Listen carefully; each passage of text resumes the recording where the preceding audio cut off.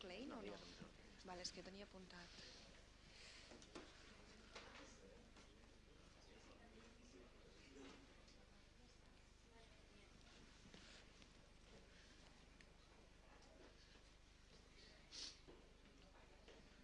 Espero que acabin de baixar. Ara trauran cadires, no?, per aquesta gent. Sí.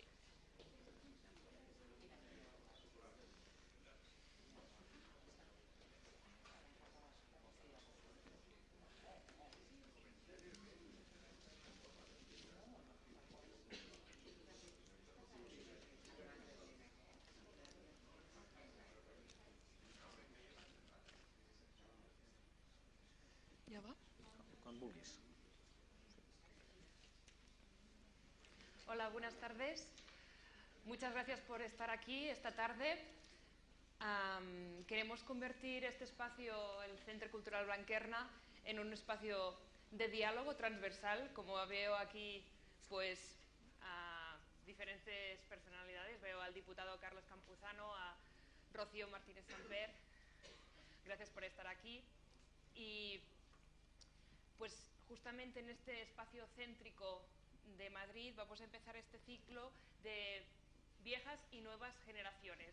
¿Cuál es el leitmotiv? Pues juntar a una persona nacida antes de la transición y después de la transición y hablar de muchas temáticas, no solamente de política, porque muchas veces pensamos la delegación del Gobierno de la Generalitat en Madrid, pues vamos a procés, política, pues vamos a hablar de robótica, del mundo con la elección de Trump, de viejo y nuevo periodismo, y con ponentes de lujo como el periodista José Antonio Zarzalejos, Andrés Ortega, que también está aquí, que es el autor de la imparable marcha de los robots, y el director general de Uber en el sur de Europa, Carlos Lloret.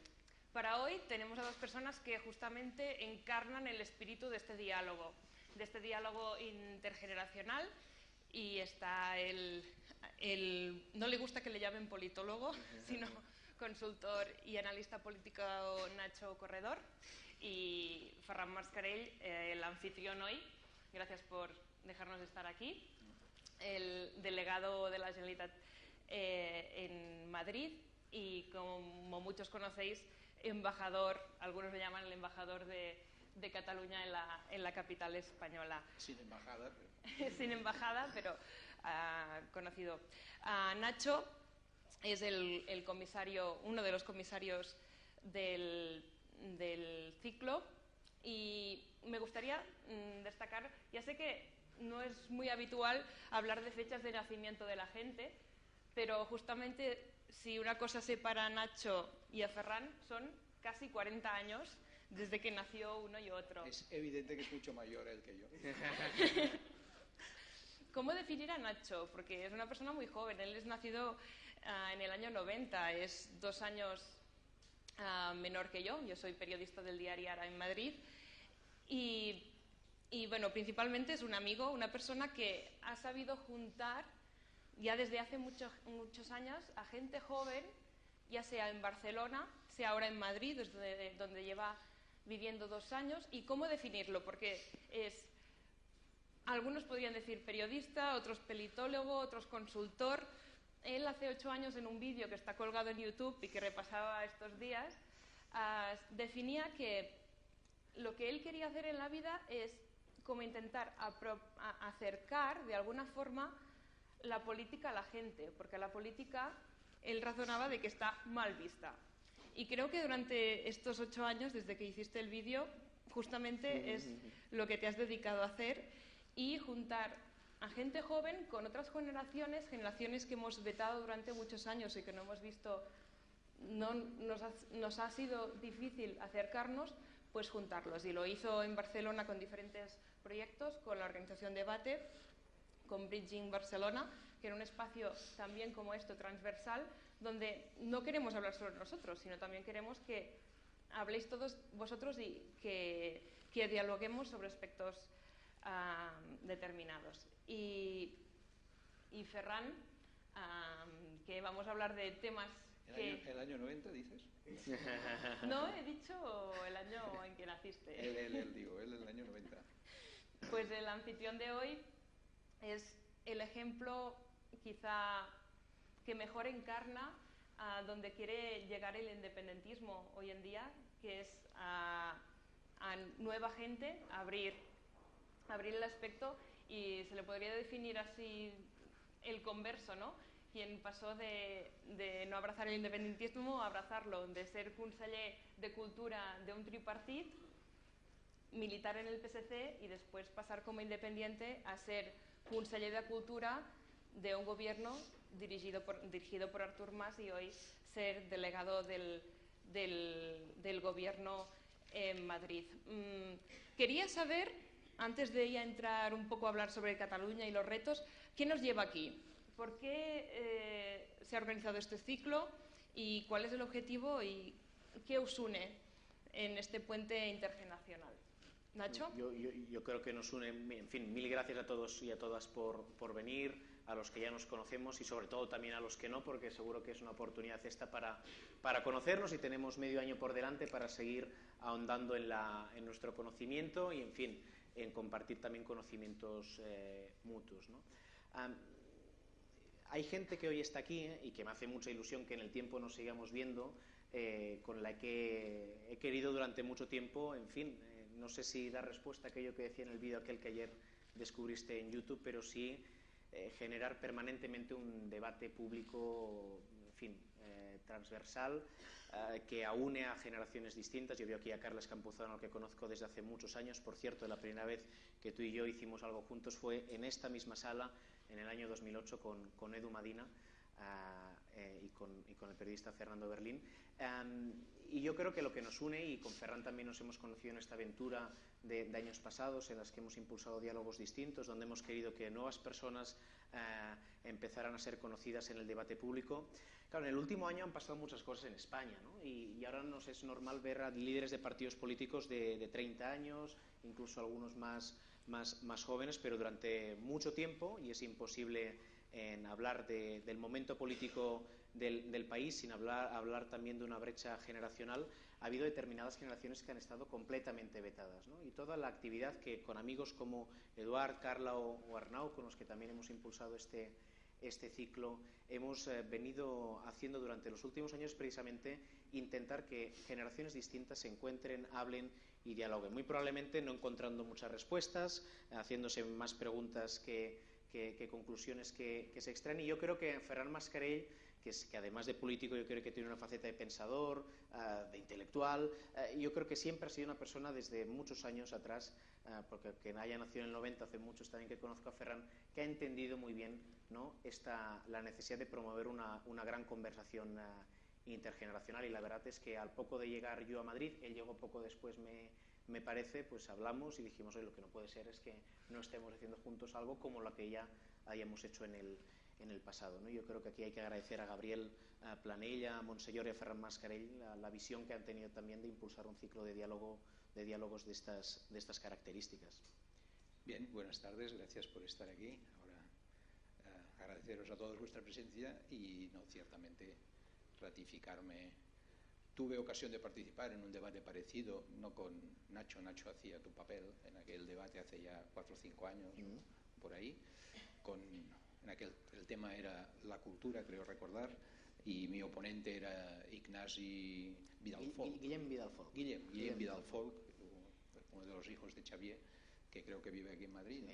Sí. Y en fin, esto sucedió en el Centro de Cultura Contemporánea en Barcelona, y hace 4 o 5 años era evidente que es un buen mecanismo de debate y diálogo el que generaciones distintas, en fin, me sabe mal por los mayores, ¿no? Pero los jóvenes siempre estamos dispuestos a discutir y a aprender de los mayores, es natural, eso es lo que nos toca, y en este sentido siempre ha sido una experiencia enormemente positiva, ¿no? Y creo que, bueno, si aquello funcionó, pues dado que tú estás en Madrid y sigues teniendo en Madrid la misma habilidad que tenías en Barcelona de aglutinar gente y de fomentar, promover debates de toda naturaleza, pues ¿por qué no hacerlo en Blanquerna? Queremos que Blanquerna sea un lugar justamente de debate de ideas, así lo hemos bautizado. Creo que en Barcelona, en Cataluña, se están produciendo muy buenas ideas. Creo que en Madrid se están produciendo buenas ideas. Es muy correcto que estas buenas ideas se encuentren, se potencien, y es muy natural que de eso ganemos todos, ¿no? Yo digo casi cada día, y lo repito otra vez aquí con la misma convicción de siempre, que el debate político entre Cataluña y España, entre Cataluña y España es un debate esencialmente político, de cómo el poder se distribuye. No es estrictamente cultural y menos socioeconómico, ¿no? Y por tanto creo que todo el mundo en Cataluña, y creo que casi todo el mundo en Madrid, debe de estar dispuesto a discutir y a engrandecer sus propias ideas a partir del debate con ideas que no son exactamente iguales, ¿no? Y para insistir en el tema de las ideas, déjame hacerte una pequeña apostilla al principio, ¿no? Para ir creando un lenguaje común, ¿no? Hago dos afirmaciones rápidas. La primera, yo creo que lo que ha cambiado, lo que es converso, es la realidad en la que he vivido, ¿no? Yo no he dejado de tener los mismos principios que tenía. Me considero socialdemócrata de toda la vida. Me considero además favorable en términos generales al federalismo, y en términos generales también considero que es enormemente positivo que la gente no se considere a sí misma independentista como un proceso a largo plazo. Yo no soy independentista como filosofía de vida, soy independentista porque no encuentro mejor solución para resolver los problemas políticos que tiene Cataluña. Pero yo soy federalista de fondo y soy federalista europeo, y además soy socialdemócrata. Y eso es lo que me distingue. En eso no he cambiado nada. Antes creía que era posible construir federalismo en España y ahora no lo creo, ¿no? Es más, creo que para resolver el problema de Cataluña y el problema de España, lo mejor es que haya muchos independientes en Cataluña, ¿no? Independentistas en Cataluña. Por tanto, lo digo para poner un primer punto de debate encima de la mesa. Dicho esto, bueno, pues serán 6 meses de debates que espero que sean muy interesantes. Nacho quiso que el primero fuera entre él y yo. Inicialmente él quería que trajéramos al presidente de la Generalitat. No ha podido ser, lo lamento, no ha podido ser, espero que sea pronto, pero en todo caso espero pues que este sea productivo y los siguientes también, y que este encuentro intergeneracional pues sea lo más provechoso posible para todos. ¿Cómo se va a estructurar este debate? Le queremos llamar una jam session, porque no es una conversación entre dos personas, sino que ustedes también van a interactuar con nosotros y queremos que pregunten y que no se deje para el final. Esos coloquios que hablan dos personas, dos ponentes, hora y media, y al final se dejan solo 10 minutos para quien quiere dar una aportación, sino que vamos a estructurar en 3 bloques. Vamos a hablar de cómo Cataluña ha llegado a este punto, primeramente, después del proceso en sí, uno de los años decisivos para el proceso del 2017, y los retos que tiene Cataluña por delante. Esta jam session es una conversación colectiva, y eso, después de cada punto, cualquiera de ustedes, si quiere pues levantarse, pedir el micrófono y hacer un inciso y unas preguntas sobre ese tema para aportar ideas y convertir así la conversación que sea colectiva. Y al final, pues están todos invitados a una copa de cava y continuar. Catalán, por supuesto. Continuar el diálogo, que no solo sea aquí desde arriba abajo, sino entre todos, y conocernos para cada mes volvernos a encontrar y tratar de temas diferentes, pero siempre desde esta transversalidad. Y la primera idea que quería poner sobre la mesa, más de contexto. Recuerdo entrevistar en el 2015 al pensador Daniel Innerarity, y decía que vivimos un momento en que las personas quieren salirse de donde están, de las zonas.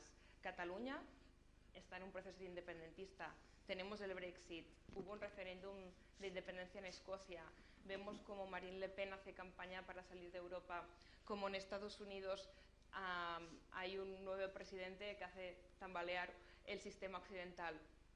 En este contexto, si el fenómeno catalán es aislado, si se encuentra en un punto aislado de este panorama, y qué relación tiene también con el auge de Podemos en España, y el fenómeno del populismo. ¿Qué entendemos como populismo? Y si podríamos entender el independentismo como una expresión del populismo. Teníamos una imagen para este punto, para sorprender un poco en el primer, no hablar simplemente de Procés, y del personaje de Waldo de Black Mirror. ¿Qué te dice, Nacho? Black Mirror, una de las cosas, Ferran, que sabes más de cultura y además, como ya ha quedado claro que eres más mayor que yo, has tenido más tiempo de consumir cultura en diferentes fuentes. Yo creo que una de las cosas que están cambiando es la forma de consumir cultura. Muy probablemente las series de televisión y los formatos audiovisuales son la forma de relacionarse con la cultura cada vez de más generaciones. Y hay una serie que se llama Black Mirror, que podéis ver anunciada ahora en la Puerta del Sol, que hace referencia básicamente a esto, a la pantalla negra. Solo hace 10 años, por cierto, esta semana hacía 10 años que se presentó el primer iPhone. La serie habla de cómo la pantalla negra ha cambiado nuestras vidas desde todas las perspectivas, desde las perspectivas políticas, de la perspectiva de la forma de relacionarnos, desde la perspectiva de la forma de imaginar el futuro y también, en fin, de la economía. Y aprovechando que he traído algunos libros, ya que estamos en una librería Ferran para recomendar, luego entraré más al detalle, ¿no? Pero el de Waldo Moment, lo que es un capítulo de Black Mirror, que lo que viene el protagonista es este dibujo animado, que es un personaje muy antipolítico que acaba ganando unas elecciones contra políticos reales.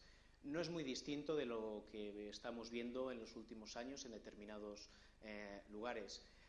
Cuando se estrenó el capítulo acaba de aparecer el movimiento 5 estrellas, Beppe Grillo en Italia, y era ya una forma de decir, oye, es que Black Mirror no es ciencia ficción, Black Mirror está describiendo una realidad. Hoy tenemos otro personaje que todavía encarna mejor la figura de Waldo, que es Donald Trump.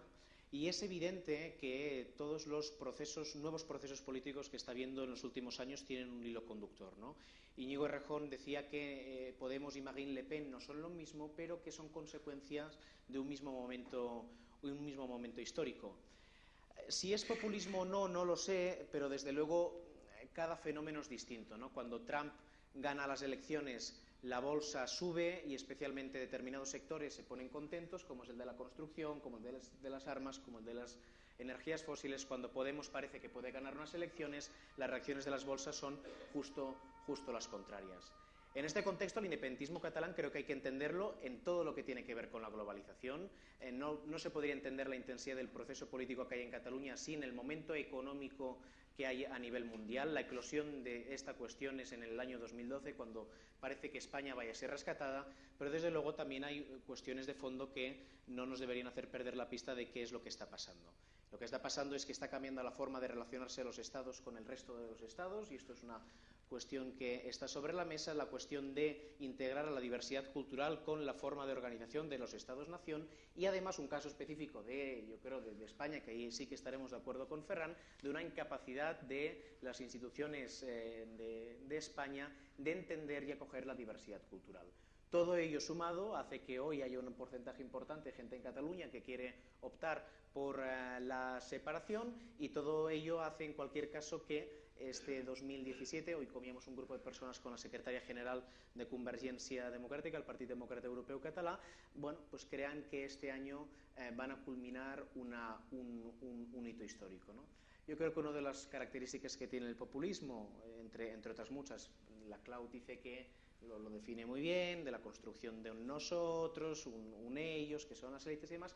En el caso del independentismo, que algo de eso sí que hay, pero el elemento que yo creo que comparte es, pues hacerse preguntas adecuadas. Yo creo que el problema está, los problemas a los que señala Trump también están.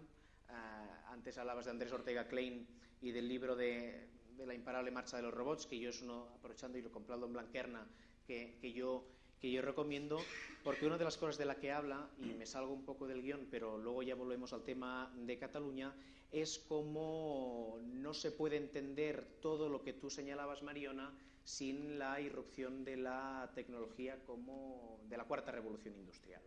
Cuando Donald Trump debate con Hillary Clinton en el segundo debate y todo el mundo da por ganadora a Hillary Clinton, en ese mismo instante una multinacional estadounidense está haciendo el primer recorrido de un camión autónomo entre dos ciudades. Son los habitantes de esas dos ciudades, de esos lugares por los que pasa ese camión, los que acaban votando Trump, en la medida en la que, y es otro tema, y con digamos el caos que merece una discusión de este tipo, construida de forma colectiva, en la medida en la que yo creo que otro de los elementos a tener en cuenta de cara al siglo XXI no es otro que el impacto de esta tecnología en la economía. De eso, Se sigue Nacho, hablando, vamos a hablar en el tercer bloque. Solo un segundo, Sí. por concluir. Se sigue hablando, y hay una discusión muy rica que tenéis algunos politólogos, y Álvaro Invernon, que está aquí, seguro que la tiene con intensidad, de si la victoria de Trump se explica por una cuestión cultural o económica.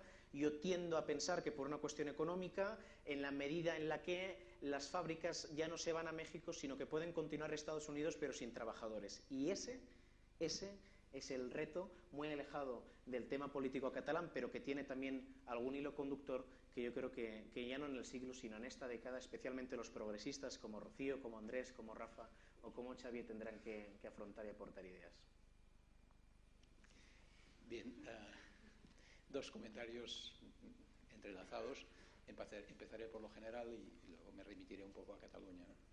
El comentario primero general. Yo creo que en el entorno es evidente, estamos viviendo un cambio de época, con los nombres que queráis. Para algunos estamos ya en los primeros síntomas de lo que deberá de ser o será el poscapitalismo. Para otros pues estamos en la gran transformación. Stiglitz creo que decía hace unos días que estamos en medio de la pone además en mayúscula, gran transformación, cambio de ciclo, en fin. Ayer murió Bauman, y es un hombre que se ha caracterizado justamente por intentar explicar qué es lo que estaba cambiando en las sociedades en las que vivíamos, ¿no? Creo que es cierto que estamos en un cambio de ciclo, y creo que los cambios de ciclo se caracterizan justamente pues porque no tienes todas las claves de lo que está llegando, tienes muchos elementos presentes de lo que todavía está muriendo y no tienes muy claro por dónde se van a mover las nuevas realidades, ¿no? Casi todas las generaciones tienen una cierta percepción de cambio, pero hay algunas que lo tienen mucho más agudizadamente y de un modo mucho más agudo. Y las actuales generaciones estamos viviendo un cambio muy agudizado. Y eso, pues evidentemente, se nota en las percepciones y en las maneras colectivas de hacer frente a la realidad. Estoy de acuerdo con un elemento, estoy de acuerdo. Nacho ha dicho una cosa que, en fin, creo que... He dicho tantas que estés de acuerdo con una tampoco. Espera, no, estaré de acuerdo con algunas más, también con otras no, pero con algunas más sí. Pero la que quería significar es el cambio. Normalmente las épocas de gran cambio suelen tener un elemento de fondo de carácter tecnológico que transforma profundamente la realidad, ¿no? Nos costó 3 siglos prácticamente entender lo que había sido, lo que se llamó 3 siglos más tarde, la revolución inadvertida que propuso la aparición de la imprenta. 3 siglos más tarde, los teóricos, los conceptualistas, los académicos, dijeron que aquella aparición, la de la imprenta, había provocado una revolución que había pasado inadvertida.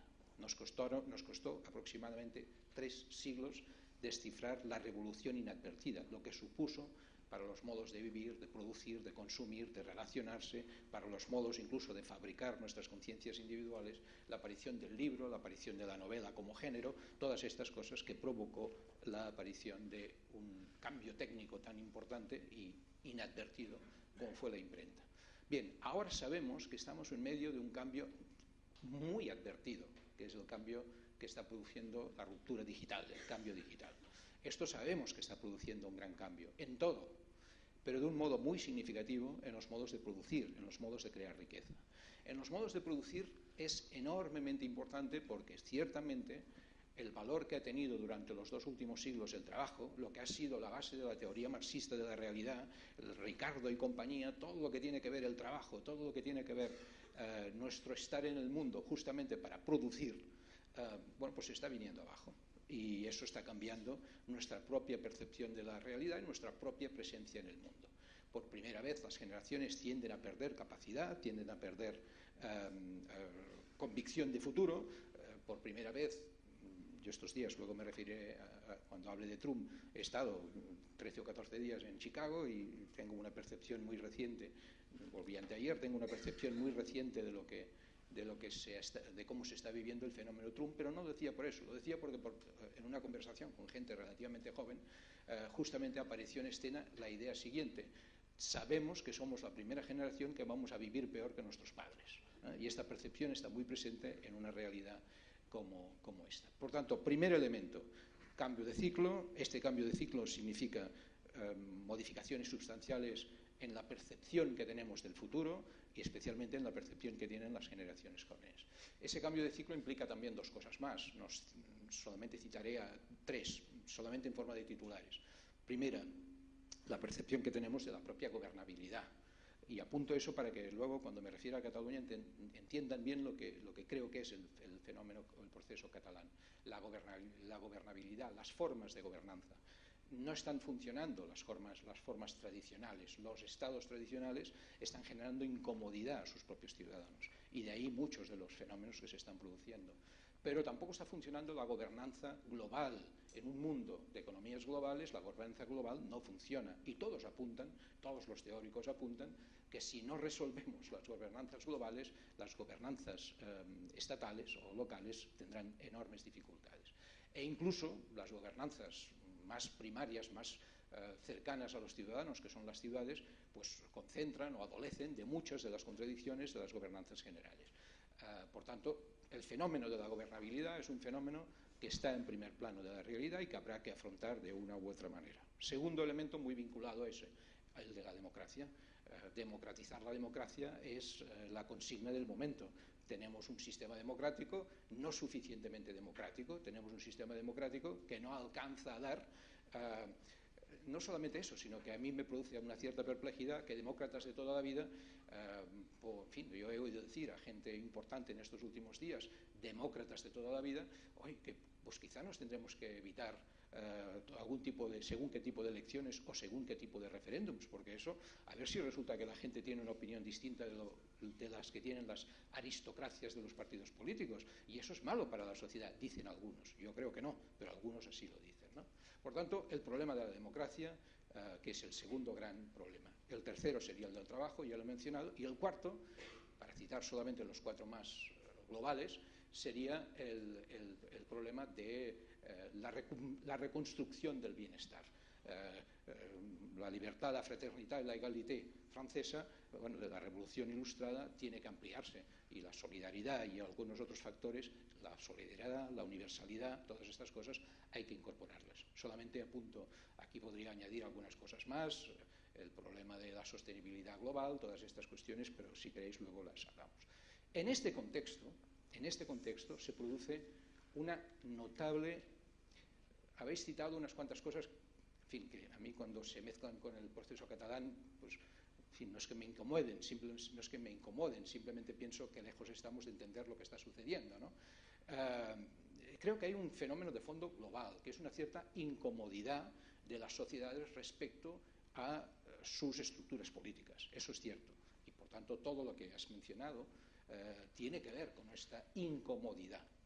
Pero claro, ¿qué tiene que ver la incomodidad de países no democráticos con la incomodidad de países democráticos?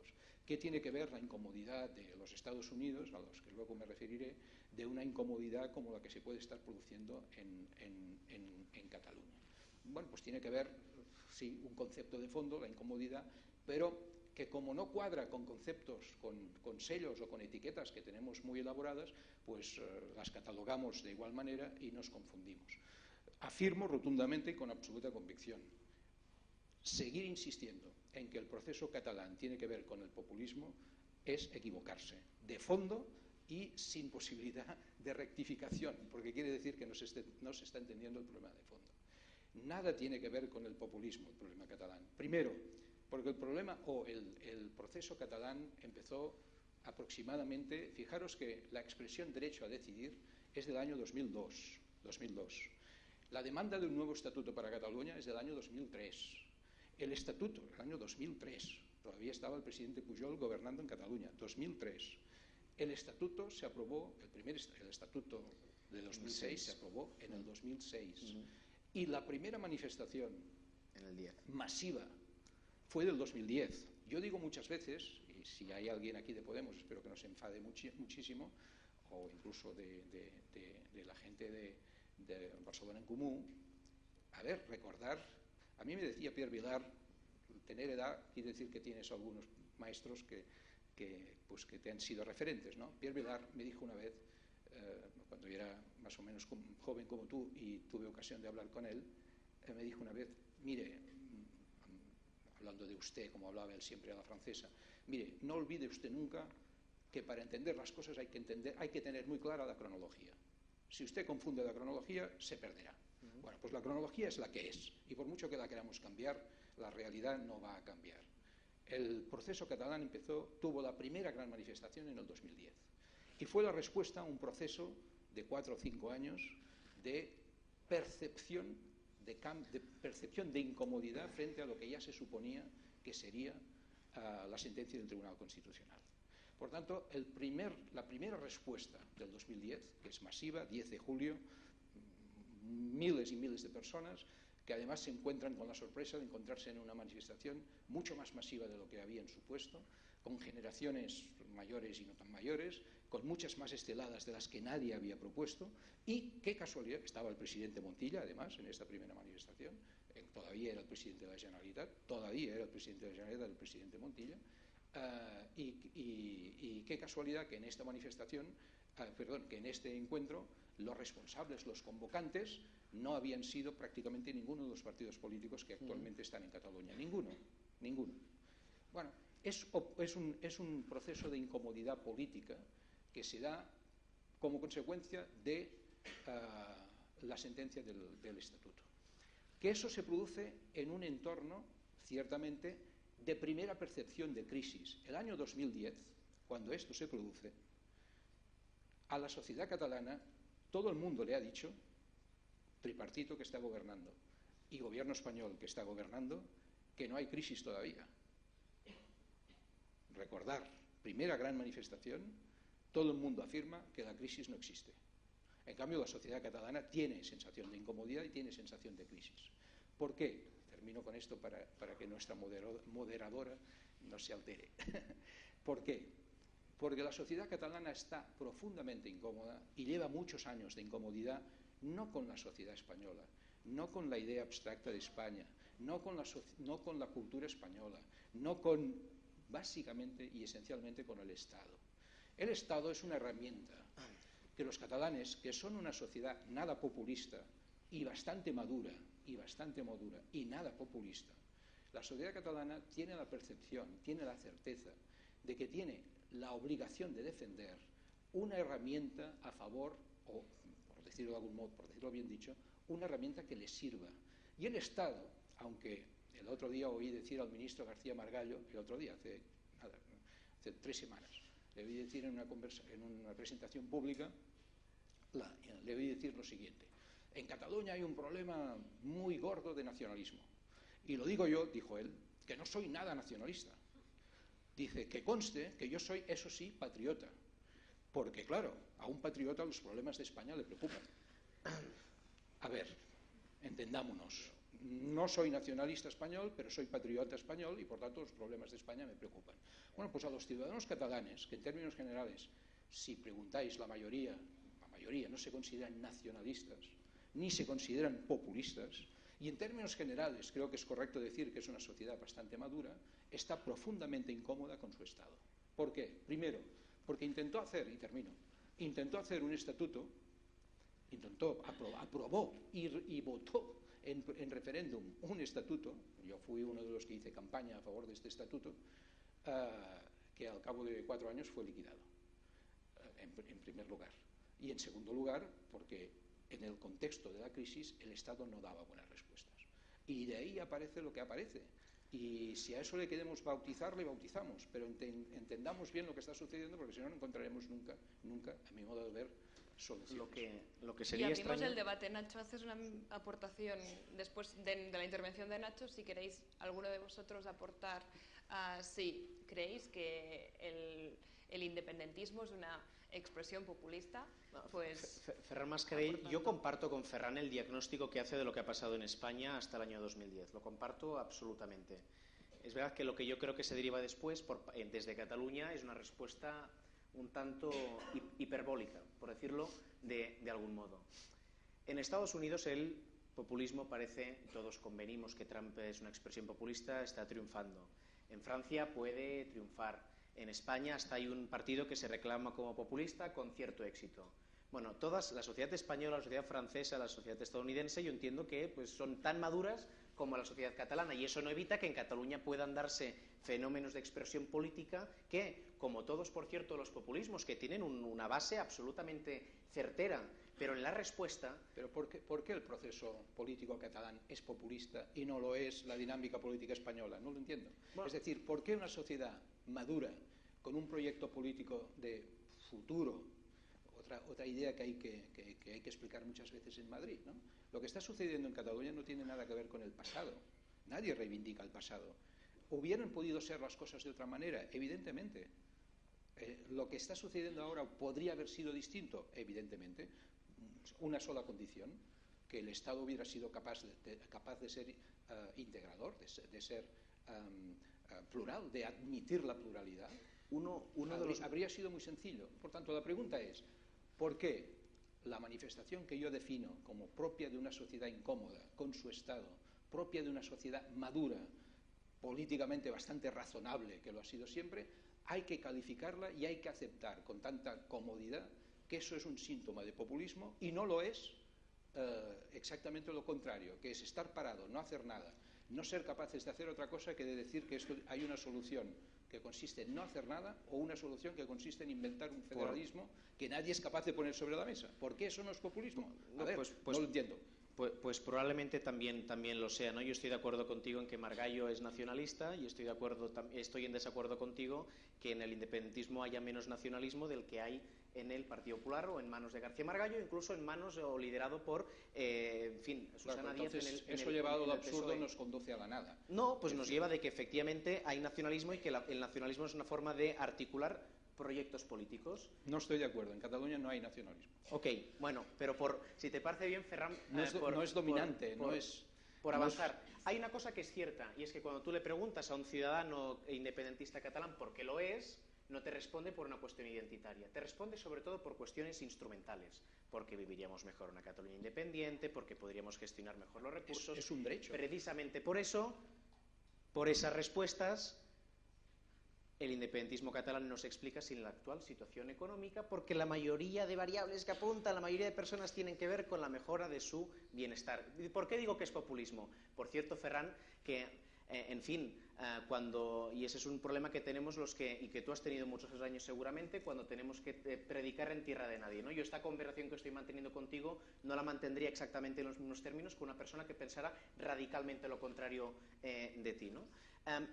Pero, entre otras cosas, la expresión populista, o por qué me atrevo a decir que el independentismo es una expresión populista, como los de Podemos no tienen problemas en reconocer que su proyecto político se basa en la construcción de un fenómeno de estas características. Uno es por lo que teoriza el propio Laclau y toda esta gente de Rejón and Company, dicen el ABC. Oye, construyamos una comunidad que es el nosotros, el ellos, y definamos un futuro compartido por nosotros que será mejor que el pasado. Y eso está en el independentismo. Eso no quiere decir que sea la única base del independentismo. Estoy 100% de acuerdo con los motivos que han llevado desde el inicio de la democracia hasta el año 2010 a que hoy eso, acompañado con lo que ha pasado después del 2010, que yo sí que englobo en el fenómeno de la globalización, derive en un fenómeno populista. Pero en cualquier caso, porque la receta es falsa, porque la independencia solo es posible de dos formas: o pactándola o haciendo desobediencia. Y pactada no va a ser, y no hay nadie dispuesto a asumir la desobediencia. Esto ya es otra película. No es otra película. Esto que lo Antes, diga antes de pasar esto que lo a diga la otra parte, No antes de pasar... es otra película, porque dar una receta falsa a un hecho que es cierto es una expresión y una forma de actuar de los proyectos populistas. ¿Qué es ¿Alguien una quiere receta? decir un inciso o los dejamos en el partido de tenis? No. Los dejamos para Podemos el final. hacer un inciso, no hay problema. No dejamos- lo resolveremos hoy el tema, o sea que podemos hacer, si alguien... ¿Eh? ¿El tenis estaba bien? Bueno, la segunda parte, pues podemos... No, pero yo en todo caso, sí como por lo menos una pequeña reflexión sobre el tema de la receta, ¿no? A ver, yo creo que no hay nada más difícil de entender que a mí, de todo lo que está sucediendo en España, lo que me resulta más difícil de entender no es a los conservadores españoles. Puedo entender por qué no quieren cambiar nada. Lo que me resulta más difícil de entender es el pensamiento progresista español, que es más conservador que el conservador. Totalmente de acuerdo. Entonces, claro, eso me resulta inaudito, incomprensible. Para un progresista, dices, bueno, las cosas que no funcionan hay que cambiarlas. En España solamente hay dos maneras de cambiar las cosas. La cosa principal, que es que el poder político mejore, que la distribución del poder mejore, que los mecanismos de poder mejore. España tiene, eso no lo digo yo, eso lo dicen la mayor parte de los comentaristas, escritores españoles del momento, desde Santiago Muñoz Machado hasta Sebastián, pasando por Fernández Ordóñez. Todos tienen en sus libros, en fin, he tenido el placer de leerlos todos, en fin, lo recomiendo, ¿verdad? Todos acaban con la misma conclusión. El problema de España es que el Estado español es malo, es un mal Estado. El Estado español es un mal Estado. Es uno de los peores estados de Europa. Cuando digo Estado no me refiero a la sociedad española, me refiero al núcleo duro, a la estructura de poder, a lo que es los mecanismos de poder. Y todos ellos, de una manera u otra, estos autores que he citado, van explicando por qué el Estado español es de baja calidad. Bien, la sociedad catalana reacciona frente a un Estado de baja calidad. Y creo que tiene derecho a hacerlo, esencialmente porque me parece incomprensible que no se entienda que una sociedad de 7,5 millones de personas, que hasta hace muy poco en España se la consideraba pues, avanzada, moderna, democrática, en fin, todas estas cosas, hoy se mira a la sociedad catalana como populista por el hecho de que quiere romper una situación de bloqueo político que finalmente la está perjudicando. Pues no, la sociedad catalana ha hecho bien. Primera cuestión. Y segunda, y termino. Cuando se habla del independentismo, también deberíamos de hacer un pequeño corte conceptual. Independentistas hay de todo tipo. Claro que los hay que seguramente son populistas de tono, como los hay que seguramente son pues, conservadores, como los hay que son socialdemócratas, como los hay que son pues, comunistas, como los hay que son anarquistas. Es evidente. El independentismo no es una condición, es un tránsito. Es pasar de aquí a aquí. La gente no nace independentista. Yo no soy independentista, nacido independentista y me moriré independentista. Quiero que esto termine cuanto antes, porque yo quiero ser socialdemócrata y quiero una república catalana que sea lo más parecido posible a un modelo de bienestar, pues, de refundación socialdemócrata que nos permita, en fin, puntos suspensivos, ¿no? No hablemos del independentismo como una condición, porque si no, no entendemos a las personas que están detrás. Yo no hablo de los españoles como todos nacionalistas como García Margallo o como Aznar, no. Sé que no son las cosas igual, sé que hay... Ahora, ¿en España hay nacionalismo? Sí, claro, y muy potente. En fin, hay muchos seguidores de Ortega y Gasset todavía, ¿no? Si queréis luego hablamos de Ortega y Gasset. Bueno, entonces, ¿por qué lo catalán lo simplificamos, no? Entre otras cosas porque el tiempo siempre es limitado, ¿no? Pero cogiendo el testigo de las cosas que ha señalado, si lo que se está proponiendo desde Cataluña no es una expresión populista y sin ánimo de polemizar, ¿cómo podemos definir al hecho que desde instituciones públicas se llame a no cumplir con el marco normativo vigente? Eso no tiene... Dicen, no, eso es la desobediencia civil, ¿no? Y la desobediencia civil es practicada, uno, por los civiles, no por las instituciones. Dos, normalmente los que Martin Luther King, que siempre en el independentismo lo pone como ejemplo, Rosa Parks, estaban dispuestos a asumir las consecuencias del incumplimiento, ¿no? de determinada normativa. Si no quieres llamar expresión populista a ese llamamiento que se ha venido haciendo desde partidos mayoritarios en Cataluña en los últimos años, desde organizaciones muy influyentes, que por cierto han prometido que con la independencia absolutamente todo se arregla, y eso también es una expresión y una receta populista, ¿cómo lo llamaríamos? Por compartir un lenguaje compartido, porque muy probablemente el problema de origen es que no estemos definiendo en los mismos términos lo que es populismo, ni siquiera dándole el mismo sentido, ¿no? Sí, pero fíjate, el todo se arregla es una tontería. Dicho allí y dicho aquí. Pensar que todo se arregla porque eres independentista es una simplicidad. Y pensar que todo se arregla sin hacer nada es todavía una peor simplicidad, ¿no? Porque, que yo sepa, las obligaciones de los aparatos estatales, para eso pago impuestos, es para que resuelvan cosas, no para que los compliquen. La política que domina en el entorno político español, la política que yo llamo heroica, consiste en poner en primer plano la heroicidad de defender lo que hay a cambio de no cambiar nada de lo que funciona mal, que es prácticamente todo. Si tú repasas las instituciones del Estado una por una, bueno, ahora se viene diciendo algo así como que el sistema institucional español, la monarquía, pues está mejor, pero hace un par de años, ¿qué decíamos? ¿Vale? ¿Y qué decimos de todos los demás sistemas? El judicial, ¿qué decimos del sistema judicial? Etcétera, etcétera. Vamos uno por uno, ¿no? Bueno, pues si eso es así, si nada funciona, ¿no crees que es razonable que una sociedad piense en términos de futuro, pensando que lo que ahora tiene no le satisface y quiere ir a algo que esté algo mejor? Eso quiere decir que todo se arregla. Eso solo creen los bobos. Nadie se puede creer que el paso de una sociedad como la que tenemos a una república catalana signifique que todo se arregle de golpe. Esto no se lo cree nadie. Pero además te añadiría otra cosa. No será porque no se ha insistido en esa idea. Bueno, pero no nos fijemos. La gente no es... Yo hace muchos años que me dedico a la política, no soy miembro de ningún partido político, ahora mismo, era del PSC hasta hace 6 o 7 años, ¿no? Nunca me he creído que hablo con gente que no entiende mejor que yo la propia realidad. Los políticos dicen cosas que la gente sabe que no son necesariamente las correctas, ¿no? Por tanto, no identifiquemos lo que dicen algunos políticos con lo que piensa la gente. La gente no tiene esta mentalidad tan simple, digamos, ¿no? Por tanto, el todo se arregla. Luego creo que me decías otra cosa en torno al populismo, en fin, ¿no? Si bajamos a la realidad de este año, el 2017, y hemos pulverizado las normas, o sea que pasamos al segundo bloque directamente, este puede ser un año de... ¿Sí? Borja creo que Ah, quiere. Borja. Sí, dime. Sí. No sabía si como se había mostrado. Sí. Sí, yo quería hacer una pregunta, no sé, con micro mejor supongo, a Ferran. Bueno, porque comparto con él, la verdad, la importancia de la cronología y tal, y entonces ha explicado que un punto muy relevante, por no decir casi el nacimiento de todo esto, no el nacimiento, pero un punto de inflexión, fue la manifestación del 2010, que era antes de cuando no estaba Zapatero, incluso estaba el tripartito aún, etcétera, etcétera. Y bueno, ha explicado que era consecuencia de que se liquidó el estatut en el Tribunal Constitucional, etcétera.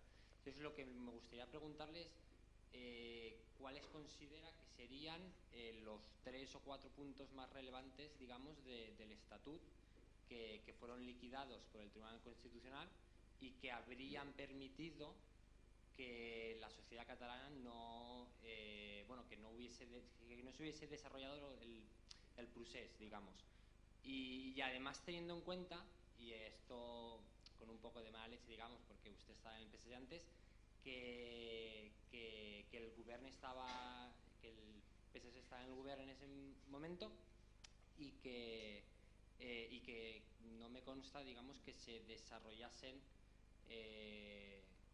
digamos los artículos que el Parlamento desarrollase los artículos del Estatut que luego fueron declarados nulos. Bueno, pues eso. Sí, sí, está entendido. A ver, no, yo creo que el Estatut, dejarme hacer una afirmación también un poco rotunda en este sentido.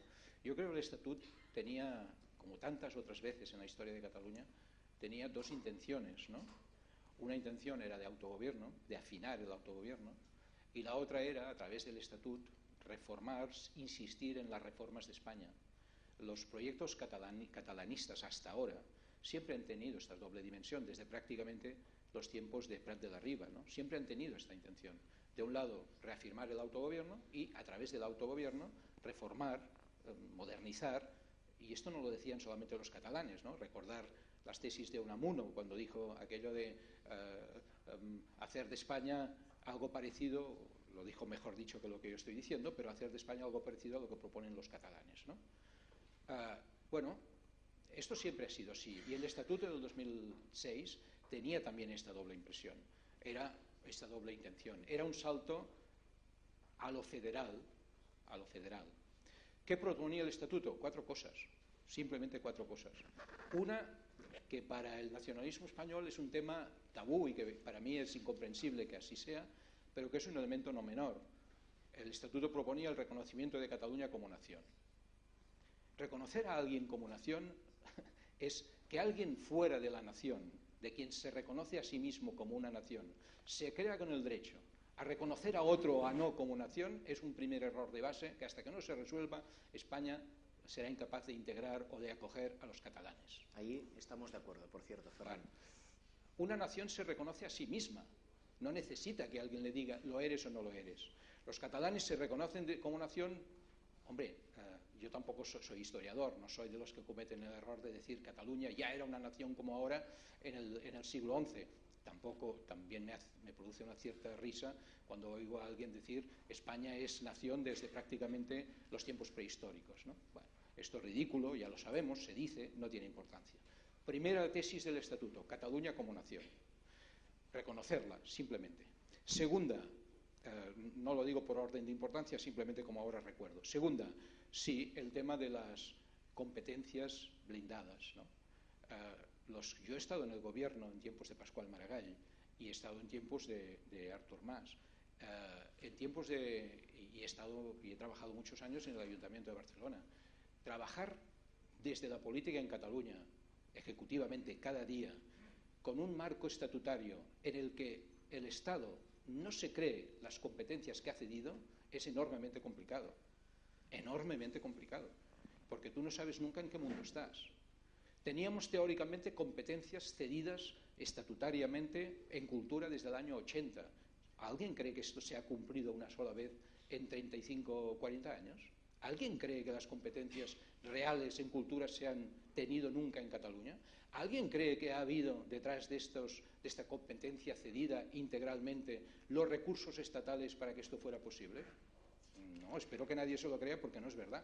Nunca ha sido posible el desarrollo de esta competencia integralmente, porque nunca ha estado plenamente cedida, siempre ha estado discutida, siempre ha habido presencia de las instituciones del Estado, en las instituciones culturales catalanas, etcétera, etcétera. Primera. Segunda. Tercera, la financiación. A ver, los catalanes son, yo creo, gente madura, pero no son bobos los catalanes. Y hemos visto cómo hemos vivido el periodo de la crisis. El periodo de la crisis ha sido muy duro para la sociedad catalana. Se me dirá, ¿también para la sociedad española? Hombre, claro que sí, pero la gente sabe perfectamente cuál es el problema de financiación del autogobierno catalán. Claro que lo saben, no vivimos en las nubes, sabemos perfectamente lo que está sucediendo.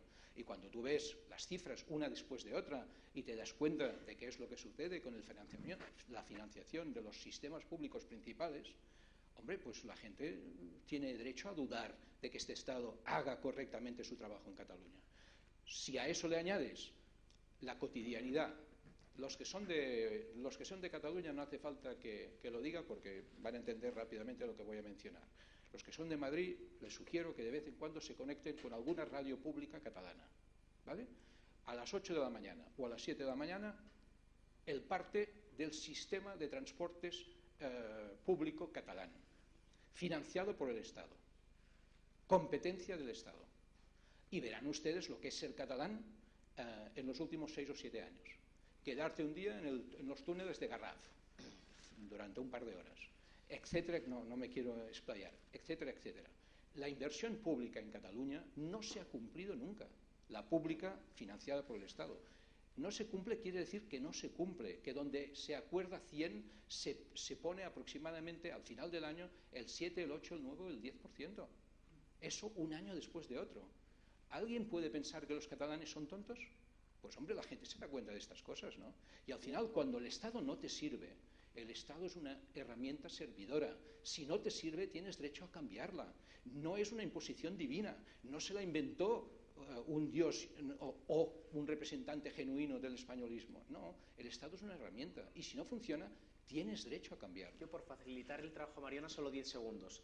Ok, Sí, con casi todo. No, si yo no quiero estar en No, desacuerdo. pero yo estoy de acuerdo con lo que tú dices, pero hago este diagnóstico y como esto estaban mal, pues mi receta es proponer o desobedecer el marco normativo como consecuencia de que no es posible pactarlo y en el fondo, y es el drama también para, yo creo, para los independentistas, ni se va a pactar la solución propuesta como consecuencia de este diagnóstico, ni se va a desobedecer porque no hay un número importante de ciudadanos en Cataluña a asumir las consecuencias de la desobediencia. Y no decir que tiene costes desobedecer también es ocultar la realidad o también es uno de los elementos que yo califico como Dos expresión preguntas para populista. introducir el segundo bloque. Pero es que ¿Es el año decisivo, el 2017, para el procés? No, entramos aquí. Me he hecho dos, voy muy rápido. Sí. Pero déjame terminar, decirle ya. una cuarta cosa a la pregunta que me hacías antes, Borja. El cuarto elemento, que no es menor, que es, en fin, resolver definitivamente el tema de la lengua. Es uno de los temas más absurdos que se han producido en la historia de Cataluña en los últimos años. Yo oí decir en Barcelona, creo que alguna persona de los presentes estaba en la sesión en la que oí decir a un secretario de Estado hace simplemente 2 años y medio, en una sesión organizada por el diario El País, además, por Prisa, en Barcelona, le oí decir lo siguiente. A ver, cuando ustedes hablan de las dificultades del catalán, exageran. Porque el catalán solamente ha tenido por parte del Estado algún pequeño problema en la época de Franco. Perdón, usted es representante del Estado. No puede decir esto en Cataluña y pensar que ninguno de nosotros que hemos vivido lo que hemos vivido y sabemos lo que sabemos, solamente teniendo en cuenta y por la dignidad de las personas que han hecho lo posible para que podamos seguir hablando catalán, que no es otra cosa, no es ni mejor ni peor que cualquier otra lengua, simplemente es la que algunos usamos para decir mamá t'estimo. Y ya está, es tan sencillo como eso. ¿Por qué eso no se puede resolver en un Estado plural? No se ha podido resolver, no lo sé, pero el Estatuto quería resolver esto. Eran estas 4 cosas: financiación, competencias, lengua y nación. Y me decía sobre el tema de las legalidades. Este es seguramente un tema esencial, bueno, es el tema esencial. En las conversaciones que yo tengo aquí en Madrid con mucha gente, mucho personal diplomático y representantes de las embajadas y demás, es el tema, en fin, más fundamental, el que normalmente la gente te pone encima de la mesa. Y es lógico, es lógico.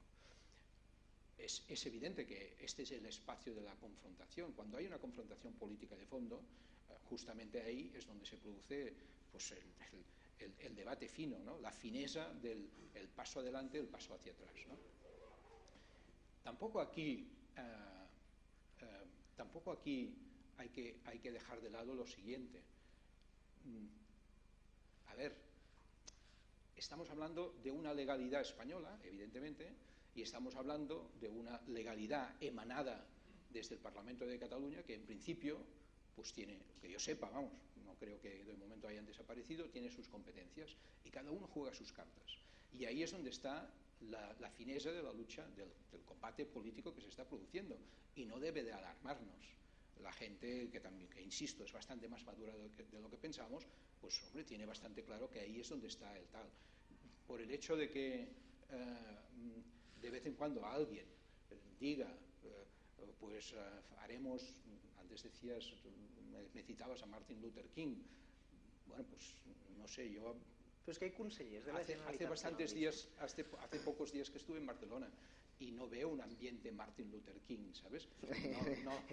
No creo que la gente esté pensando en estos términos, ¿no? Está pensando en un combate político que sabe que se está produciendo, que sabe que es de fondo, que hay una legalidad española, que hay una legalidad que se produce en el Parlamento de Cataluña, que hay una legalidad que los progresistas, aunque solo sea para recordar que se era progresista, deberían tener en cuenta, que es la legalidad, esta especie de proceso constituyente que las sociedades producen y que si no produjeran estaríamos en la prehistoria, digamos, ¿no? Por tanto, estas 3 cosas son las que están en la realidad catalana, ¿no? Y por tanto, me parece, vamos, bastante sensato el punto en el que estamos. Fíjate que en la última manifestación del 11 de septiembre sucedió una cosa que nadie tenía prevista y que creo que además no se ha mencionado demasiado, ¿no? Una manifestación con algo menos de gente de la anterior. Bueno, esto no me parece especialmente significativo. No. En eso puso el acento todo el mundo, ¿no? En cambio, nadie se quiso fijar en lo que para mí fue más interesante de la última manifestación de hace 4 meses, del 11 de septiembre. Todos los que intervinieron, todos los oradores, hablaron en términos de República Catalana. Y hablaron en términos de contenido de República Catalana, ¿no? De cómo será la nueva República Catalana. Eso, en los días siguientes, tú notabas que la gente que participa de esta convicción empezaba a hablar de lo que para mí es esencial de todo este proceso, que es si eso sirve o no para mejorar la vida de las personas, la democracia, el estado del bienestar y todas estas cosas.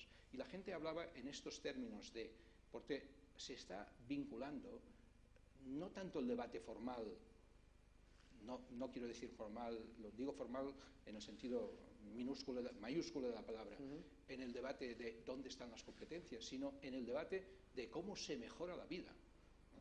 Y ahí es donde está el debate que se está produciendo en la sociedad catalana ahora mismo, ¿no? ¿Qué opinas, Nacho? ¿Pero es posible celebrar un referéndum con garantías en Cataluña?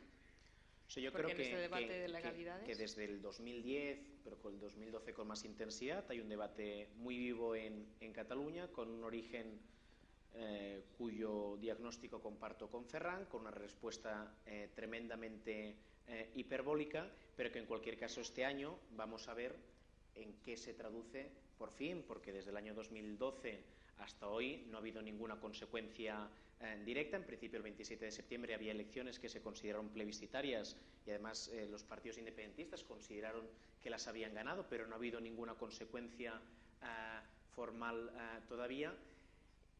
Y en 2017 veremos si efectivamente se puede convocar o no un referéndum, se puede celebrar o no un referéndum, si no quieres hablar de legalidad o por no seguir con la misma discusión, con garantías o no. Aquí hay dos temas. Uno, si el referéndum soluciona el tema.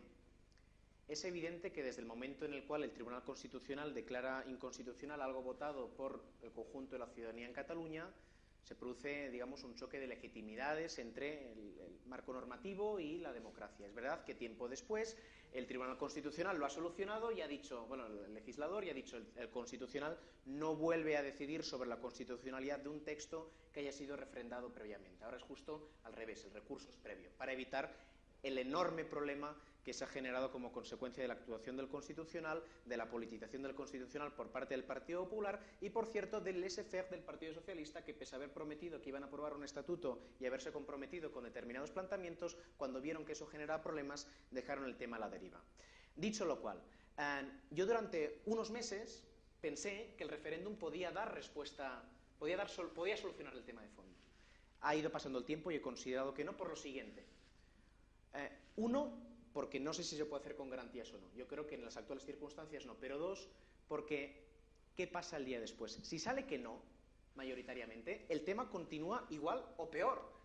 El tema no se soluciona cuando la mayoría de catalanes dijeran hipotéticamente que no a la independencia de Cataluña, porque evidentemente el tema de fondo continuaría allí y no se hubiera solucionado nada. Y si se dice que sí, que es una posibilidad, hay que tener en cuenta que es una decisión, y por eso el debate, y en Escocia y el Reino Unido ha sido un debate de muchos años.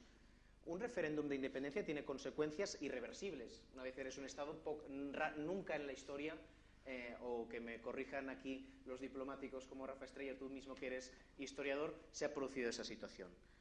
Por lo tanto, en caso de que se quiera solucionar el tema desde esa perspectiva y con ese instrumento, hay que hacerlo durante más tiempo, tiene que consolidarse desde luego la mayoría y desde luego, y volviendo ya a cabo, tiene que hacerse con garantías. No hay ningún dirigente del partido de gobierno, hay dos partidos en el gobierno, de uno de los partidos del gobierno, el Partido Demócrata Catalán, con el que yo haya hablado, que considere que se va a hacer un referéndum con garantías.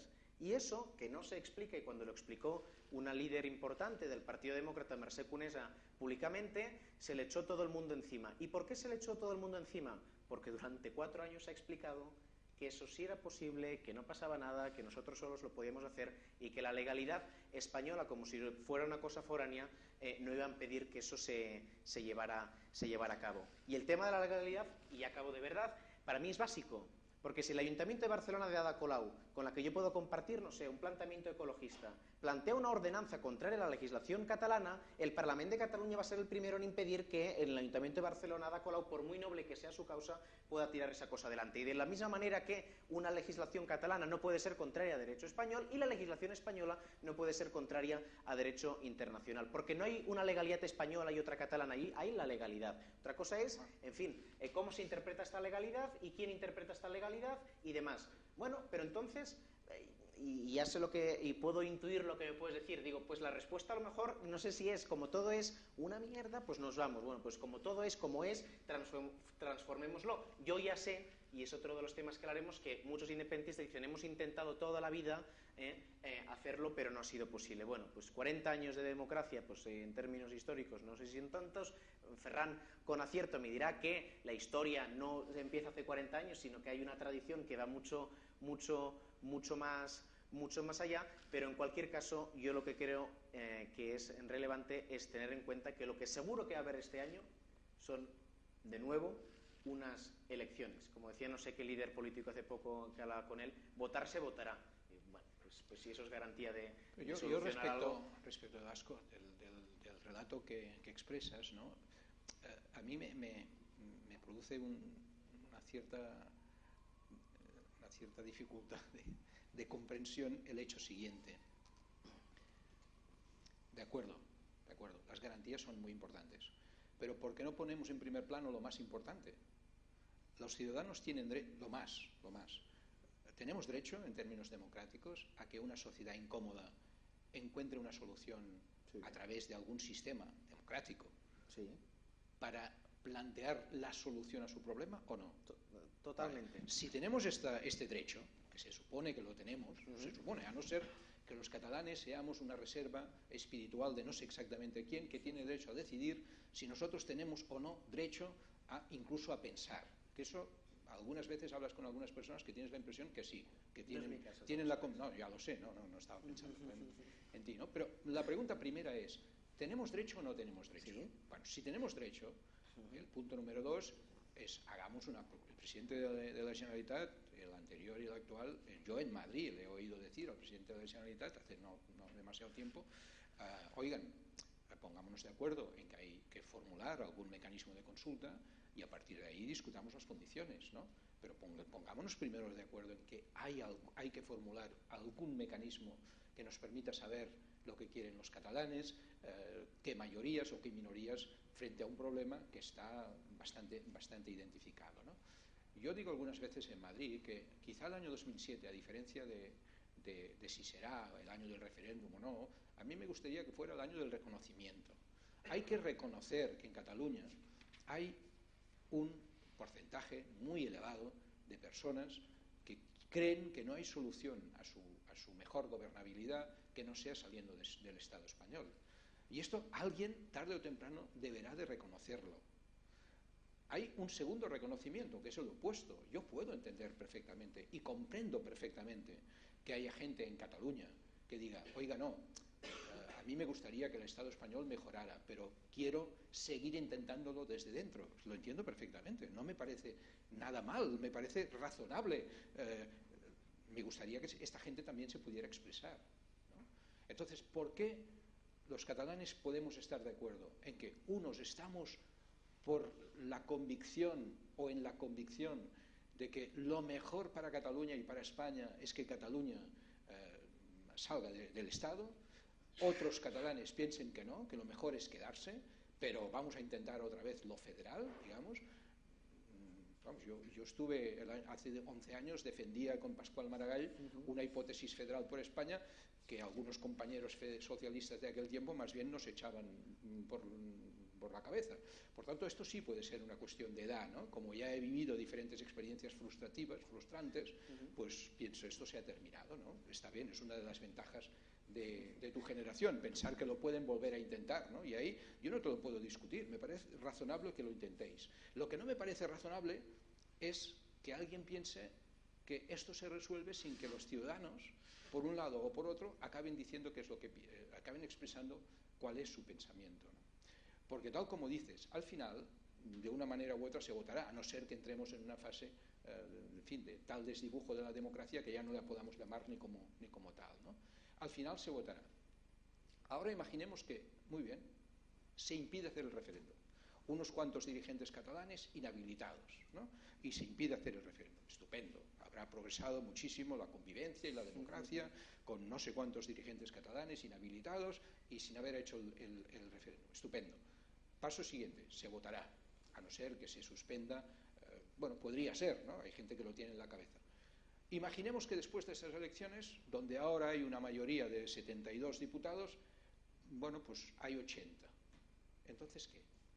Imaginemos que después de estas elecciones la mayoría de 72 pasa a 65. Bueno, pues entonces, ¿qué? Es decir, seguiremos estando en el mismo sitio. Los 65 no habrán desaparecido. Y el resto tampoco. Eso seguirá así infinitamente porque el Estado, o es que algunos piensan que el referéndum se va a hacer el día que tengan claro que ganan por 80 a 20, que es lo que algunas veces tienes la percepción, ¿no? El referéndum será posible cuando tenga claro que lo voy a ganar. Bueno, pues esto no es demasiado democrático, ¿no? Hagamos un proceso. Yo estoy seguro, en fin, hago una afirmación que no debería hacer, pero estoy seguro que si en lugar del próximo octubre alguien en términos de Estado propone sobre la mesa un referéndum bien hecho, correctamente planteado, todo lo que tú quieras, 1, 2, 3, 8, 10 meses más tarde, nadie dirá que no en Cataluña. La obsesión no es hacer el referéndum, es hacerlo correctamente para saber dónde estamos y para que justamente todo el mundo pueda expresar su opinión y la gobernabilidad, la gobernanza, la mejora social se pueda producir con una convicción o un proyecto social mucho más sólido que el que tenemos. Porque estamos hartos, muchos catalanes, yo no digo todos, pero muchos catalanes estamos hartos de este tema. Yo creo que Cataluña, y si España quisiera también, Cataluña podría ser uno de los mejores lugares del mundo para vivir, pero hay que arreglar la gobernabilidad. Hay que gobernarse de otra manera.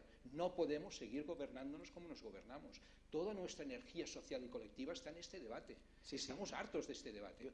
Hay que resolver. Tenemos una intervención. Rafa Estrella, que ha sido embajador muchos años. Y diputado. Y senador. Por cierto, esto lo comenté en alguna ocasión con Maragall, cuando enviasteis el estatuto, cumpliendo en extenso lo que había ofrecido Zapatero, de lo que mandéis la misa, el PSOE le llevaba 8 puntos al PP en las encuestas. En 6 meses la distancia se acortó a 2 puntos. Fue el efecto devastador. Bueno, pues es una consecuencia y eso tiene otros efectos políticos de reacción y de reflexión. En todo lo que has estado describiendo, imaginemos otro escenario, que no es en torno al referéndum, sino en torno al que, siendo muy importante el problema de Cataluña, también es muy importante una parte de lo que tú has señalado, que es en lo mal que funciona España y las instituciones españolas y el sistema político institucional y el sistema de las autonomías. Con lo cual, la reforma de ese sistema es imprescindible. Y yo sé que, viendo el fraccionamiento que hay desde el punto de vista parlamentario, parece una tarea imposible, pero a lo mejor por ese fraccionamiento puede ser una tarea posible porque también es necesaria.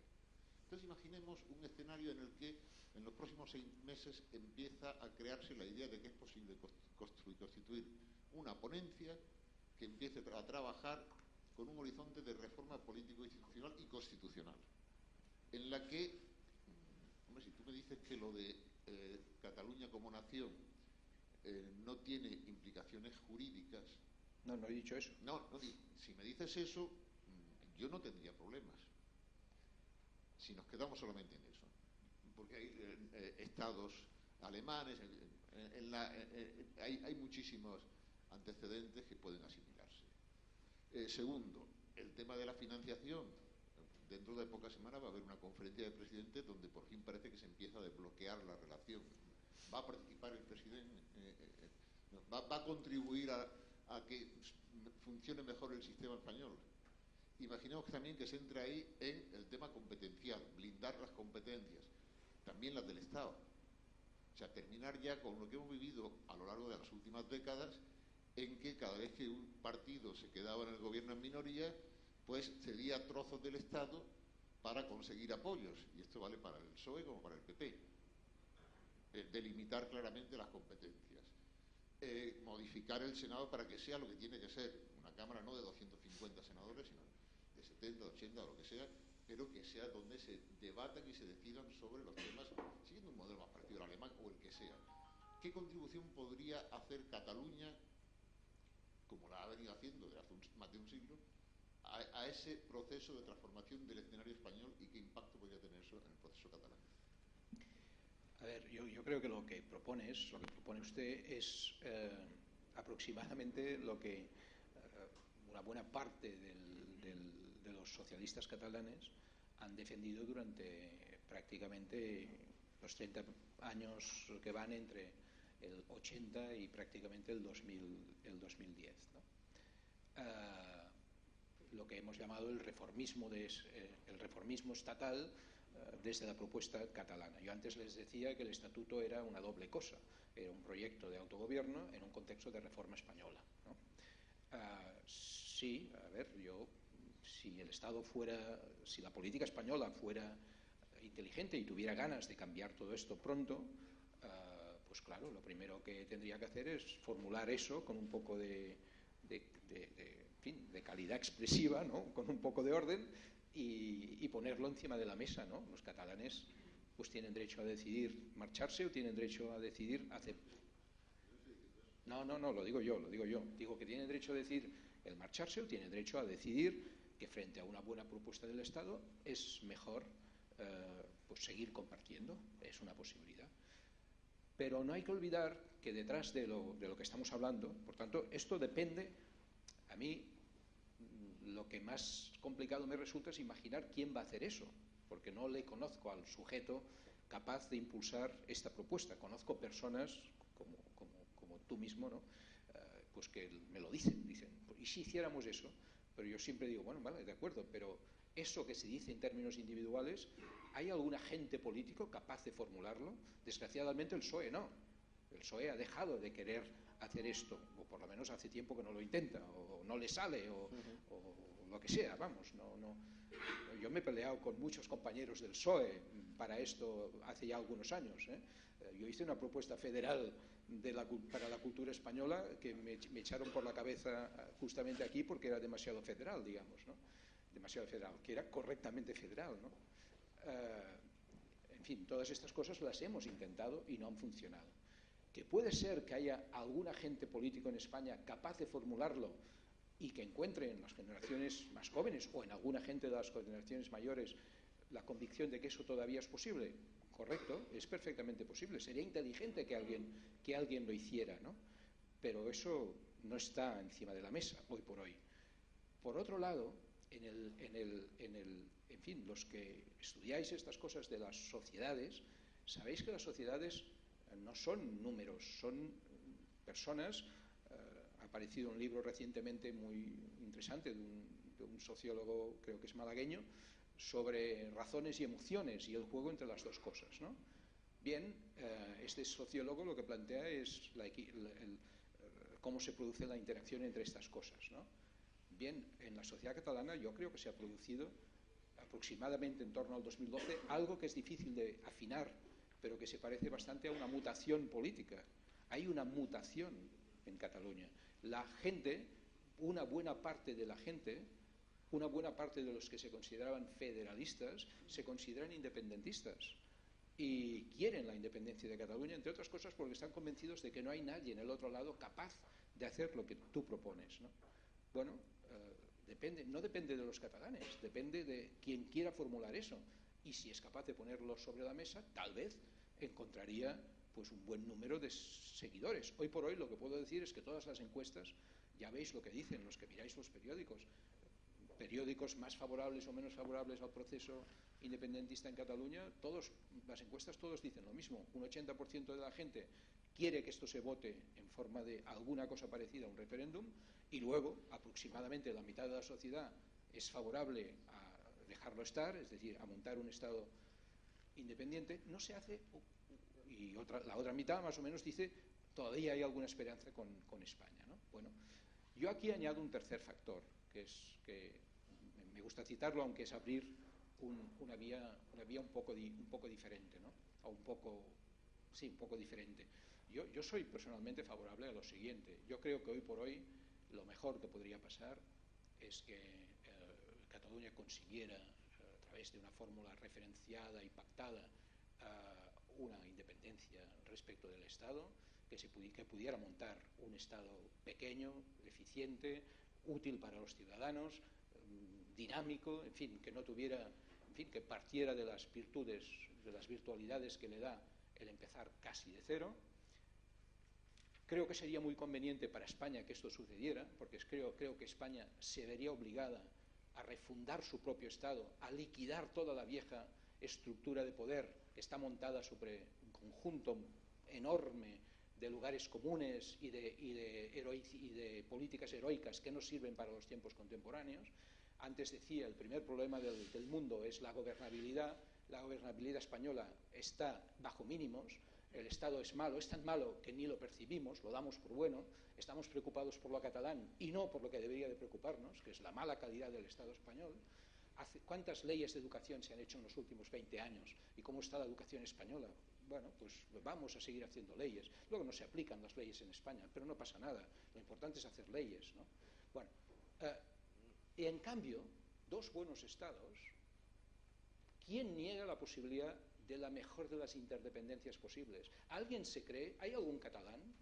¿Os creéis que hay algún catalán que se cree que la independencia es alejar las interdependencias? ¿Creéis que los catalanes son tan ingenuos como para pensar que no vivimos en un mundo de interdependencias políticas? ¿Sabéis que me gustaría a mí que saliera de eso? Habló a calzón quitado, es mi pensamiento, no es el pensamiento del gobierno catalán.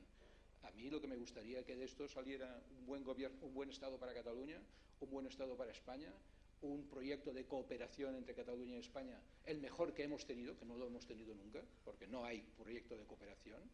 Y si me apuras, ¿por qué no un buen proyecto ibérico?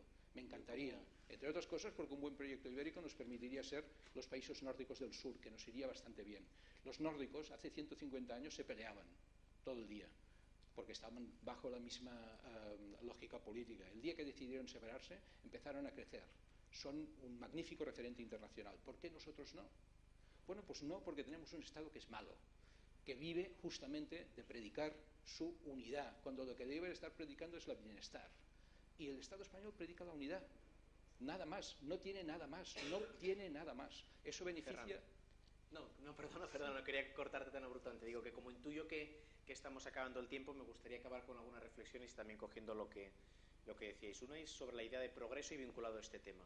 En los últimos años se han explicitado posiciones de partidos de ámbito español más empáticas con la diversidad de España. Hace 5 años no existía Podemos y no había un número importante de diputados que compartieran esas tesis. Y desde esa perspectiva se ha progresado en cuanto a las posibilidades. Es verdad que hay una involución por lo que se refiere al otro gran espacio progresista en España, que es el PSOE, donde parece que precisamente no se va en esa dirección, pero ni que sea por la necesidad de supervivencia que tiene como proyecto político de volver a traer a las zonas de diversidad cultural o que se consideran nación a sí mismas como Cataluña, como el País Vasco o incluso como Valencia, donde los socialistas en poco tiempo seguro que no conservan la presidencia de la Generalitat. La necesidad de volver a recuperar las grandes ciudades va a hacer que en algún momento, desde luego no va a ser con la lideresa que se está apuntando, los progresistas en el conjunto de España, por la propia supervivencia, por cómo está evolucionando la periferia y por la necesidad que tiene estos partidos de ser fuertes en las periferias, muy probablemente vaya a ir en esa dirección. Y segunda cuestión en relación a la idea de progreso y vinculado con lo que hablábamos al principio y tú también, Ferran, mencionabas, ¿no? Hace poco el diario El País publicaba un artículo espectacular a finales del mes de diciembre de Kiko Llaneras, donde se veían una serie de indicadores y cómo habían evolucionado en el último siglo, incluso algo más. Y pese a que efectivamente la sensación, sobre todo porque tenemos más conocimiento de cómo es la realidad, es de que podemos vivir peor que nuestros padres o nuestros abuelos, y un mensaje, digamos, que desde la idea de progreso cabe destacar, es que todos los indicadores, absolutamente todos, en el último siglo han mejorado. Ahora es verdad, y por cerrar el capítulo y por cerrar, si queréis, también el coloquio, lo continuamos con la copa de cava, que hay un reto principal que es con el que empezaba y que me parece fundamental y que coincide también con Ferran en que en Cataluña unos y otros estamos dedicando muchas energías a este tema, al tema del procés, no estamos abordando, ¿no? Que es cómo afecta a la sociedad esta cuarta revolución industrial que decíamos hace un rato, que empezaba con un iPhone, por ponerle una imagen, hace tan solo 10 años. Y ahí al principio recomendaba el libro de Andrés Ortega Klein, La imparable marcha de los robots, No estamos hablando de que los robots no suenan todavía como ciencia ficción, pero en pocos meses tendremos en el mundo alrededor de 2 millones y eso tiene impacto en las clases medias. Todas las revoluciones industriales, lo decías tú también al principio, han tenido un origen tecnológico e incluso han generado miedos. El caso es que los progresistas, y a mí es lo que me interesa porque como tal me defino, no están abordando ni en Cataluña ni en el conjunto de España, en algunos países de Europa sí, especialmente en Alemania, esta cuestión que es fundamental. La tecnología y la dimensión tecnológica que tenemos ha venido para quedarse y desde luego va a transformar, y por hacer una última recomendación, el sistema económico, y ya lo están haciendo determinadas fórmulas de la economía digital o economía colaborativa. Este libro, que también recomiendo comprar en Blanquerna, de Jeremy Rifkin, La sociedad del coste marginal cero, habla de algo que ya está pasando. En el año 2025, según apunta Andrés Ortega Klein, van a pasar 3 cosas muy importantes. Existirá la primera farmacia robótica en Estados Unidos, el primer coche impreso por 3D y el primer trasplante de un hígado fabricado de ese modo. Las impresoras 3D que ya existen, y puede parecer, digamos, muy estrambótico plantear esta cuestión después de haber hablado de esto, pero el tema es cómo solucionamos desde Cataluña, desde las instituciones del conjunto del Estado, estos temas. El tema es que las impresoras 3D, y conecta con el libro de Rifkin, están tendiendo a que construir una casa, por ejemplo, cueste cada vez menos dinero. Producir un bien cada vez tiene una tendencia a un coste marginal más cercano a cero. Y ojalá, Ferran, y lo haremos a lo largo de estos diálogos con diversos ponentes, dentro de un año, no sé si porque en 2017 habrá un referéndum, pero desde luego porque en la agenda política de los progresistas, como tú o como yo, se hayan empezado a abordar retos que son fundamentales, ya no para el siglo XXI, que también, sino para la década en la que ya estamos, ¿no? Puc dir una petita cosa? Bueno, antes de concluir, una pequeña cosa, pequeña. una muy pequeña y cosa para seguimos concluir. con el coloquio con la copa de cava. No, yo creo, muy pequeña para concluir mi intervención. No, a ver, yo creo que otra de estas afirmaciones que creo que es importante tener en cuenta, es evidente que estamos cansados del procés y del proceso y de discutir estas cosas, pero yo creo que lo que es importante es que se entienda que la energía que hay detrás de este cansancio tiene que ver con la idea siguiente. Son muy pocos los catalanes que estamos en este combate que no consideremos que proceso político y proceso social son la misma cosa. Yo no estoy pensando en la independencia como una abstracción, estoy pensando en la independencia como justamente la capacidad de la que nos dotamos para resolver todo este tipo de cosas, ¿no? Que lo habríamos podido hacer en un contexto español, sí. Que lo podemos hacer en un contexto europeo, también. Que lo podemos hacer con las interdependencias que se van a producir entre contextos españoles, ibéricos, europeos y mundiales, también. Lo que hay que cambiar son las formas de gobernarse. Y como todo el mundo dice, cuanto más las acerquemos, mejor. Y cuanto mejor reformemos las generales, las universales, mejor. Y los estados van a sufrir, porque son herramientas que están a medio camino y hay que reformarlos o simplemente serán reformados por la fuerza de las sociedades, ¿no? Por tanto, estamos en este punto y creo que esto es lo que hay que entender que mueve la cabeza o la intención de la mayoría de los que están detrás de este proceso político en Cataluña. Y por otro lado, para terminar, tú tienes razón, yo creo que la política empieza con la reflexión, con las ideas, con el pensamiento. Yo en esto soy poco marxista, lo siento. Creo que lo que mueve a las sociedades son las ideas, las buenas ideas y las formulaciones. El mundo de la política ha perdido su capacidad, seguramente porque se ha burocratizado, los partidos, lo que sea, pero hay que volver a poner ideas sobre la mesa, ideas que rompan un poco los tópicos. ¿Cómo es mejor gobernarse? Pues quizás resulta que es mejor gobernarse del modo que estamos proponiendo algunos en España y no del modo que se ha entendido toda la vida. Como se ha entendido toda la vida no nos ha ido demasiado bien. Estamos todos encallados en lo mismo, pues quizá toca cambiar y no pasa nada. Desdramaticemos. Segunda recomendación, reconozcámonos para el año 2007. Segunda recomendación, y termino, desdramaticemos. Lo que hay es energía social en movimiento. Démosle valor a esta energía social que hay en Cataluña. Y yo creo que es buena para Cataluña esta energía y es buena para España. Porque sin ese movimiento, España seguro que no cambiará nunca. En eso podemos estar de acuerdo. Pues ahí estamos. Muy bien. Pues concluimos aquí. Lo hablamos ahora, que veo que hay algunas preguntas. ¿Sí? Pero breve, es que si no, no vamos. Queríamos sobre todo darle importancia al coloquio de después, que si no, no nos vamos a alargar. Buenas noches, soy Belén Murillo, coordinadora de la Asamblea Nacional Catalana en Madrid y miembro del Secretariado Nacional de la ANC. Y por algunas alusiones se ha hablado del mensaje. Se ha dicho que se está dando, queriendo dar el mensaje de que al día siguiente del referéndum o al día siguiente de la declaración de independencia todo será estupendo, maravilloso y todos los problemas se habrán acabado. Eso he oído por aquí antes. Bueno, pues Sí, no, lo he dicho yo. Sí, no es el mensaje que se está dando. Citando, Bien, no es el mensaje que se está dando. Si este es el mensaje que alguien entiende, pues me va bien saberlo para incidir y hacer que el mensaje llegue como tiene que llegar, porque el mensaje realmente es Fem Futur, hagamos futuro, construyamos república. La república se construye con todos, no por el hecho de que al día siguiente, o sea, que haya una independencia al día siguiente va a ser magnífica. Estamos llamando a la gente a construir entre todos esa república que queremos que sea.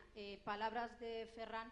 ¿Hay derecho o no hay derecho a que los pueblos libremente puedan salir de las situaciones incómodas o encalladas en las que están mediante un referéndum? Sí, hay derecho. Por tanto, si ahora no hay garantías o se cree que no hay garantías para hacerlo con garantías, valga la redundancia, pues busquemos esas garantías, pero si hay derecho, pues hay que hacerlo. Y en cuanto a la legalidad, por último, las legalidades se cambian. Llevamos cambiando legalidades mucho tiempo, no vienen caídas del cielo, las legalidades las hacen los parlamentos se eligen en las urnas en democracia y esto quiere decir que lo elige la gente. Si hay una legalidad, se cambia por otra y nadie ha hablado de un vacío de poder, simplemente cambio de legalidades. Y ya sí que por último, como madrileña y como politóloga, como madrileña estaría encantadísima de la vida que el proceso catalán, que es lo que creo que va a hacer, como ha dicho Ferran, ayude a que haya una catarsis en el resto del Estado español y eso nos va a beneficiar a todos. Y por último, como politóloga, creo que este es el mejor experimento político que ha habido y este sí va a funcionar. La transición no salió como queríamos que saliera. Esto esperemos que no sea una transición, sino que sea una ruptura real ya con el sistema heredado, que sigue bastante vigente por desgracias. Y era simplemente eso. Yo creía que todo el mundo entendía cuál era nuestro mensaje, el de Fem Futur y construyamos República Catalana. Veo que todavía hay quien duda, pues me viene muy bien porque vamos a intentar que el mensaje de verdad llegue a la gente. Gracias por la aportación. Pues muchas gracias. Agradezco que haya sido útil y en cualquier caso me agradezco a mí mismo haberlo expresado, porque con los mensajes que me enviaban algunos de los asistentes que entendían que el mensaje que se daba desde determinados ambientes era el mismo, pues desde luego habremos resuelto un problema que no tendría por qué haber existido. Yo creo que con una copa de cava y con la gran, digamos, y yo quiero ponerlo en valor, el tema no era fácil para estar, digamos, de forma relajada y hablarlo con tranquilidad. Yo creo que hay que poner en valor, por un lado, que lo hayamos hecho así, que lo hayamos hecho en Blanquerna y que lo hayamos hecho en Madrid. ¿En serio que pensabas que nos pelearíamos? Pues no sería la primera vez. Tú y yo no nos hemos peleado nunca. No, bueno. fue con Laura Fabregas. Pues muchas gracias y nos vemos dentro de un mes.